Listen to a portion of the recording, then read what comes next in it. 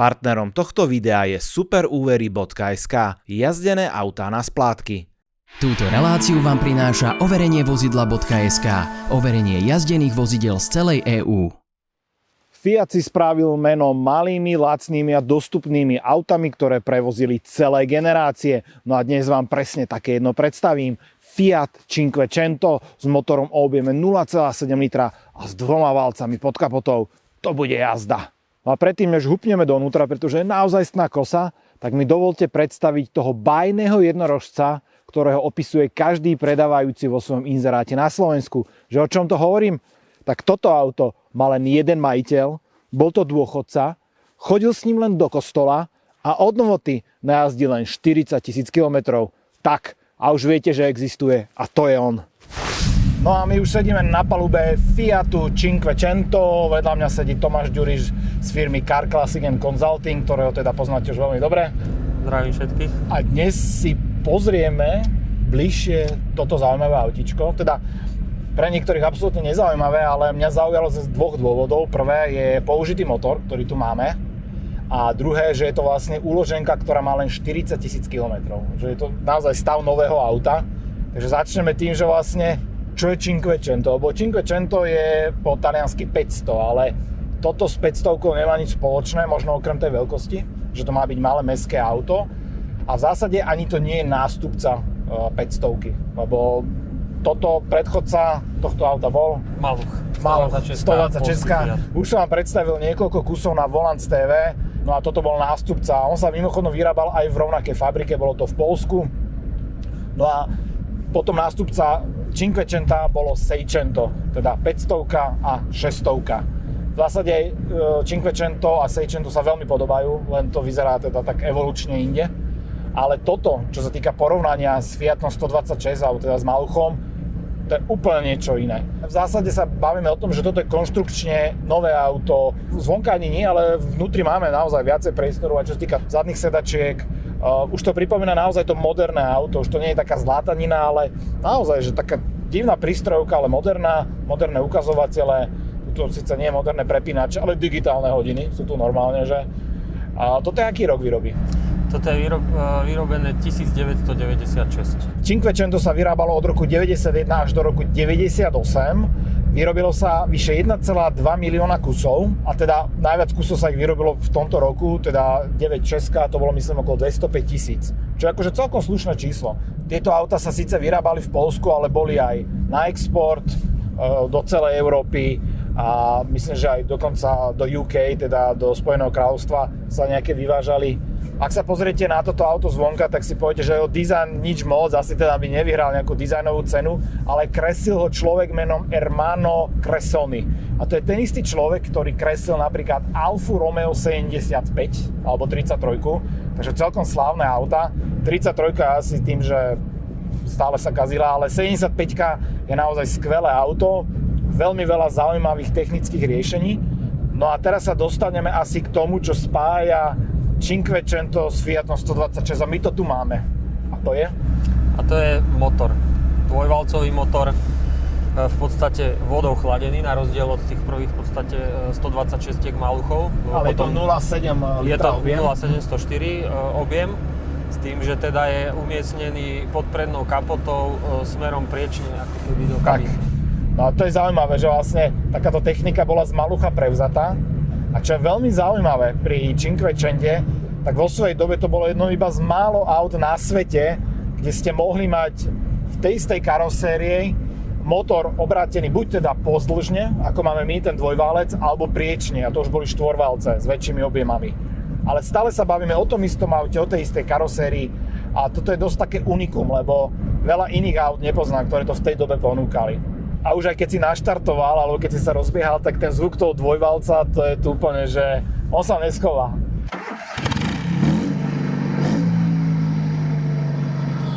A ja to dokonca cítim občas aj na takej kultivovanosti, že ty pridáš a tým autom tak troška akože zatrasie, tak škubne, lebo tu znám len tie dve valce Takže nevie to dosť dobre Oprie sa vyvážiť. to do tých silen blokov. Áno.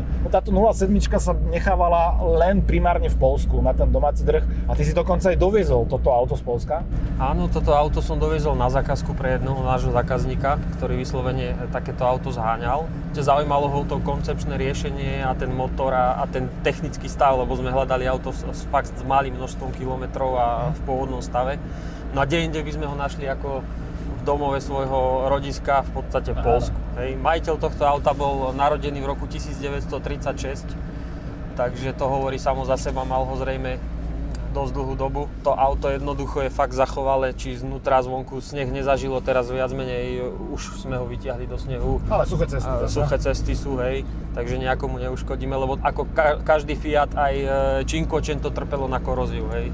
No a okrem tohto dvojvalcu ste mohli mať ešte ďalšie 3 motory pod kapotou, boli to dve 900-ky a potom to bola jedna jednička. Všetky 3 motory boli teda štvorvalce a je zaujímavé, že tá jedna jednička tuto tvorila taký pomyselný vrchol ponuky, bola to verzia Sporting, ale zároveň to bol ten istý motor, ktorý tvoril v dobovom Punte úplný základ ponuky. A ja si pamätám, dokonca Punto 1.1, tak to boli moje úplné vodické začiatky, také úplne že samostatné, že tu máš kľúče a choď. A tá jedna jednička veľmi pekne chodila, akože to vôbec nebolo zlé. A v tomto ľahkom aute, tak to musí byť ešte niečo. No a keď sa bavíme o tej váhe, tak vieš, koľko váži? Toto? 650? No áno, od 650 do 700 niečo, takže to je naozaj že mušia váha. A obávam sa, že ak by teda zafúkalo nejak riadne, tak toto auto má čo robiť na tej ceste. To by som ti vedel rozprávať, pretože toto auto sme doviezli z Poľska na odťahovke, ale z Oravy som si ho bol stiahnuť sám, hej, od hraníc. Na druhú stranu treba povedať, že tá váha tu je celkom tak rozložená, rozumne, ale hlavne aj tie kolesa sú v rohoch. Čiže tie jazdné vlastnosti tu nebudú úplne zlé. Nie sú zlé, ale na tom snehu už jednoducho aj ten razvor hrá svoju rolu. A ja som pociťoval v tých zákrutách na tom snehu, že to auto už proste ten zadok ustrelí. Takže korigovať sa to muselo. Stabilitu. Hej. No a toto auto má asi také prvenstvo u mňa, alebo teda prvenstvo, no to má 126 maluch, ale zase keďže je tu len nepatrne silnejší motor, tak je to jedno z najslabších aut, v akom som sa kedy viezol. Keď zoberieme tú hmotnosť, OK, ale stále tých koní je tu strašidelne málo. No a výkon tohto auta záležal od toho, či ste si kúpili verziu s katalizátorom alebo bez. Ak ste mali s katalizátorom, tak výkon bol 30 koní a ak bez, tak to bolo až 31. Takže žiadne dýchberúce čísla, teda možno dýchberúce smerom dole, že teda ťa šokuje, že to má len 30 koní. Tak tá váha tam hrá rolu naozaj aj jednoducho ten krútiaci moment. V podstate, ak si všimol, tu je iba 4-stupňová prevodovka. Áno. Hej. Takže ono to auto treba stále držať v otačkách, aby proste malo ten záber. Ale pocitovo aj tá váha, aj to sedenie, všetko ako... Ono to dáva pocit, že ideš rýchlo, hej. Ja som na tom aute šiel aj 120 a jednoducho sa to ani nezdalo, hej, že to proste ide. Takže ono, tí Poliaci nedarmo precestovali celý svet na tých autách, lebo reálne toto auto zvládnu. Áno, že dalo. A keď teda hovoríš o tom cestovaní, tak toto má naozaj taký pidi kufríček, ale má ho. A vzadu toho miesta je tak, že tam posadíš nejaké tie deti, ale asi dlhšie cesty s týmto autom, no minimálne voči maluchu, čo viem povedať hneď jednu vec takto z fleku, tak to je, že to je lepšie odlučnené to auto. Ďaleko lepšie a hlavne ten motor počujem spredu. A stále je to dvojvalec. To je zásadný rozdiel, hej. Áno. Cinquecento bolo samozrejme aj v mnohých iných oblastiach ďalej ako predchodca 126. Napríklad tým, že už sa tu rátalo aj s nejakými nárazovými zónami. To normálne Fiat vtedy deklaroval, že toto už bolo aj s tým robené auto, kdežto pri tej 126 obávam sa, že jediná nárazová zóna, presne ako pri Škodovke, to je spredu až po motor. A tam teda tá buračka musela byť krutá, kdežto tuto už je to moderne poňaté auto. Ďalšia zaujímavosť bola napríklad nezávislá predná náprava v tomto aute, alebo výbava, ktorú si sem mohol dať. Keďže to už bol moderný Fiat, alebo teda z tej modernej generácie, tak síce si nemal servo, ale si mohol mať napríklad elektrické okná, my tu máme šviadla, mohol si tu mať dokonca takú tú otváraciu strechu plátenú, to musela byť veľká frajerina, a dokonca si to mohol mať aj klimatizáciu. Takže ten človek, ktorý prešiel zrazu z malucha na toto a dovybavil si to auto, tak pocitovo nemal o moc väčšie auto, ale ten komfort a tá výbava, tak to boli neporovnateľné voči predchodcovi. A určite ten Sporting mal aj kvalitné športové sedadlá, ak si dobre spomínam jednoducho. Áno, on vyzeral tak akože agresívnejšie trošku. Neviem, či nemal dokonca aj skrátenú prevodovku voči puntu. Takže to nemuselo byť úplne zlé. A dokonca existovala aj verzia Abarth. Tak to akože musela byť tiež taká fajarina, že zrazu určite. Existovala aj verzia Cinquecento Elettra. A to, ako správne hádate, bol elektromobil. A tam je ďalšia zaujímavosť taká, že podľa typu batérie, aký ste si zvolili, nebavíme sa o kapacite, ale o zložení batérie, tak tam bol aj dojazd, sa od toho odlišoval. Keď ste si objednali starý typ batérie, tak to bol dojazd okolo 100 km, s tou lepšou, modernejšou, tak to už bolo okolo 150 km. A celkom taký sympatický počin, že Fiat už vtedy skúšal takéto rôzne alternatíve pohony vo svojich autách.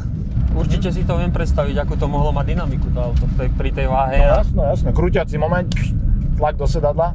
A je sympatické, že Fiat vlastne aj dnes pokračuje, lebo 500 moderná je aj elektromobil. Takže ďalej rozvíja tú myšlienku. No a povedz mi dôvod, že prečo si zákazník u teba objednal zrovna Cinquecento a zrovna dvojvalcové? Jednoducho hľadal nejaké auto z tých rokov 90, ktoré je nenáročné na údržbu, je spratné, je v dostupnej cenovej hladine, keď sa to vezme pomer kilometre a tá nadobúdacia cena. Áno.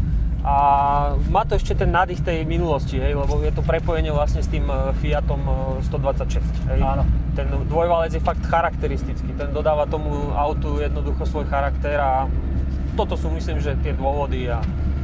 Ale cieľ bol teda nájsť čo najzachovalejšie. Cieľ bol nájsť čo najzachovalejšie, čo najpôvodnejšie auto s malým počtom kilometrov, v pôvodnom laku, nestriekané, nebúrané. A to je toto. A to je toto. Fakt.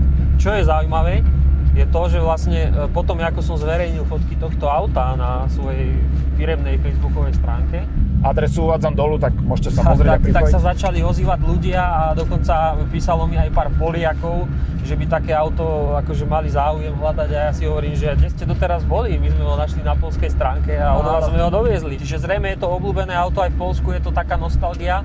Ako u nás presne tá nostalgia patrí k tomu, ako aj Škoda Favorit, Škoda teraz 120, čo sme jazdili, že nostalgia tam hrá tú hlavnú rolu. No a vymenili sme si miesta, sedím na pozícii pilota tohto špeciálu.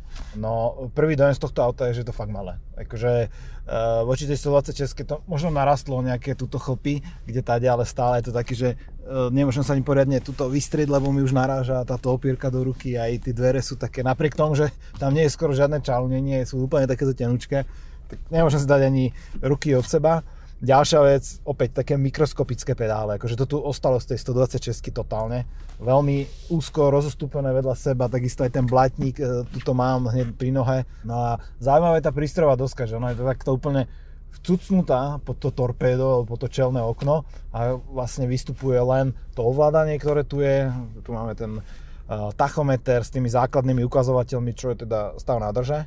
Vpravo to vyzerá ako keby tu bolo, že tlak v pneumatikách nejaký monitor, ale to je len tak, že máš to fúkať na 2 bary, bodka. A potom tu máme takéto krásne rádio, ešte originál poľské. To ťažko povedať, že či tu bolo od výroby alebo nie. Isto to bola ako doplnková výbava nejaká. A doplnková výbava, manuálne späťaky na obidvoch stranách. A znútra? Vnútra, presne tak. A sú také typické Fiat späťaky, čo sme sa bavili, že tieto ja si pamätám, neviem, z Una ešte. Hej, to sú taký ten Uno štýl, presne. Uno prišlo prvé s týmito harmonikovými takými úchytmi. Old school totálny, že je to tu. Toto nemá ani airbagy, aj keď teda neskôr už vo výbave bola tá možnosť. No a zaujímavé je, že my sme to naštartovali, aby sme sa trošku tuto akože zohriali pri tých minus neviem koľko. A úplne cítim, jak tie válce sa tam bijú navzájom, že proste celé auto to takto. A keď sme otvorili kapotu, tak bolo vidno, že strašne maličký ten motor, akože je to naozaj také jak z motorky, úplne, že tam sa stráca dolu, ale na druhej strane zase tá predná náprava nebude natoľko zaťažená, aby teda tu zhoršovalo jazdné vlastnosti, že ten motor síce je malý, ale je zároveň ľahký, kompaktný a relatívne nízko uložený. Ale takto, keď sedím za volantom a porovnávam to s tým maluchom, tak môžem povedať, že toto je naozaj o svetelné roky inde. Ako, toto mi príde naozaj už len také malé, lacné mestské auto, kdežto ten maluch mi prišiel také, no... Ale toto je akože celkom fajn. Troška mi to vzdialené pripomína aj to základné Punto, ktoré som šoferoval. Aj tá farba interiéru napríklad, tá je presne taká istá, taká šedivá. Je tu cítiť taký ten fiaťacký prístup k tomu. Áno. No a na to, že to auto má na dĺžku len 3,2 metra, tak zatiaľ veľmi dobrý pocit z toho. Tuto mimochodom sme akurát minulý Yaris prvej generácie. A teda môžem porovnať, že Yaris sa tiež bere v súčasnosti ako také mestské auto, ale keď to porovnám s týmto, tak to je že luxusná limuzína vo všetkom. Toto prťavé Cinquecento je naozaj auto dovedené do extrémov.